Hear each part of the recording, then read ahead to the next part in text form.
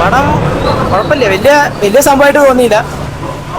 ഇക്ക മാത്രമാണ് അടിപൊളിയായിട്ടുണ്ട്. ഇക്കടെ റോഡ് മാത്രം നൈസായിട്ട്. ഇവിടെ മാത്രം ചെയ്യാൻ മാത്രം വലിയ സംഭവമായിട്ട് തോന്നിയില്ല. സെക്കൻഡ് ഹാഫ് ഒക്കെ കുറച്ച് പ്രെഡിക്റ്റബിൾ ട്വിസ്റ്റാണ്. മെയിൻ ട്വിസ്റ്റിലേക്കുള്ള ഒരു വാവ് മൊമെന്റ് മാത്രമേ ഉള്ളൂ. പടത്തിന് വലിയ അങ്ങനെ എടുത്തു വരാനൊന്നും തോന്നിയില്ല. മമ്മൂട്ടി റോഡ് നന്നായിട്ട് ചെയ്തിരുന്നു. മമ്മൂട്ടി അടിപൊളിയായിരുന്നു. ഒരു വൈബ് ക്രിയേറ്റ് ചെയ്യും. മമ്മൂട്ടി മാത്രം രസമുണ്ട്. പുള്ളീനെ കണ്ടിരിക്കാൻ നല്ല രസമാണ്. പുള്ളിയുടെ രസമുണ്ട്. കഥ വലിയ സിമ്പിൾ സാധനം. അത് അത്ര ഇവിടെ വന്ന് എടുക്കേണ്ട ആവശ്യം എനിക്ക് തോന്നിയില്ല. മമ്മൂട്ടിയേക്കാൾ വന്ന വേറെ എല്ലാവരും ചെയ്തത്. പണം അടിപൊളിയായിട്ടുണ്ട്. ഒരു ഡിറ്റക്റ്റീവ് വേഷത്തിലാണ് നമുക്ക് വന്നിരിക്കുന്നത്. അടിപൊളിയായിട്ടുണ്ട്. പിന്നെ കുറച്ച് ലെങ്തി ആയിട്ട് എനിക്ക് തോന്നിയിട്ടുണ്ട്. ഒരു സെക്കൻഡ് ഹാഫ് ഒക്കെ വരുമ്പോൾ നമ്മൾ പടത്തിൽ ഇന്നാവും. ബാക്കി കാര്യങ്ങളെല്ലാം സെക്കൻഡ് ഹാഫിലാണ്. അതുവരയ്ക്കും ഒരു ത്രസിപ്പിക്കുന്ന രീതിയിൽ എല്ലാം മിക്സ് ആക്കിയിട്ട് ഒരു പെർഫോമൻസ് ഫസ്റ്റ് ഹാഫ് ഇല്ല. കൊള്ളാം. ഒരു സെക്കൻഡ് ഹാഫ്, ഒരു സെക്കൻഡ് പാർട്ട് ഉണ്ടാവാൻ സാധ്യതയുണ്ട്. സെക്കൻഡ് പാർട്ട് ഒന്നുമില്ല. അല്ല, പുള്ളി ഡയറക്ടർ തന്നെ പറഞ്ഞു ഈ പടം ക്ലിക്ക് ആവണമെങ്കിൽ ഒരു സെക്കൻഡ് പാർട്ട് ആവുന്നുണ്ടെങ്കിൽ, കാരണം ഡിറ്റക്റ്റീവ് എന്ന രീതിയിൽ അത്രയും അടിപൊളിയായിട്ടുള്ള ഒരു ക്യാരക്ടറാണ്. അപ്പോൾ അങ്ങനെ വന്നാലും കുഴപ്പമില്ല.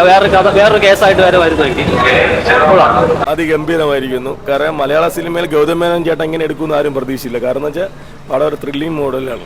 ത്രില്ലിംഗ് എന്ന് വെച്ചാൽ നമ്മളെ എന്താവും എന്നൊരു ആവേശത്തിലാണ് നമ്മൾ ഇരിക്കുന്നത്.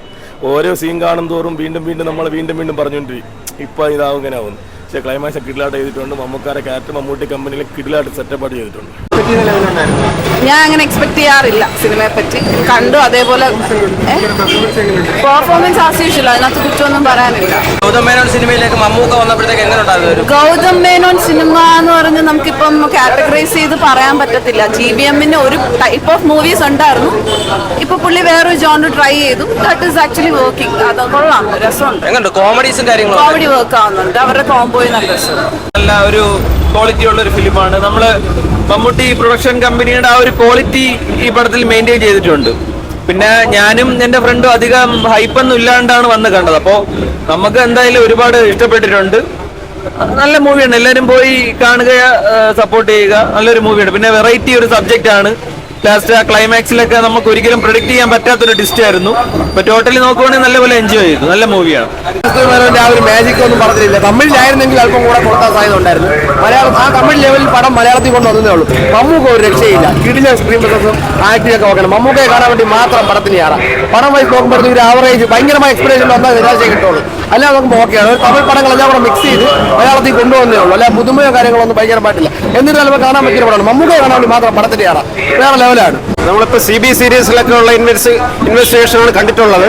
പക്ഷേ ഇത് വളരെ പുതുമയായിട്ടുള്ള ക്ലൈമാക്സ് ഒക്കെ ഞെട്ടിച്ചു കളഞ്ഞു. ക്ലൈമാക്സ് ആണ് ഈ പടത്തിന്റെ ഏറ്റവും വലിയൊരു പ്രത്യേകത. വളരെ നല്ല ഗംഭീര മേക്കിംഗ് ആണ്. ഫസ്റ്റ് ഹാഫ് ഇതിനേക്കാളും സെക്കൻഡ് ഹാഫ് ആണ് കുറച്ചുകൂടി ബെറ്റർ. ഈ ഒരു ക്യാരക്ടർ ബിൽഡപ്പ് ഒക്കെ കൊള്ളാം.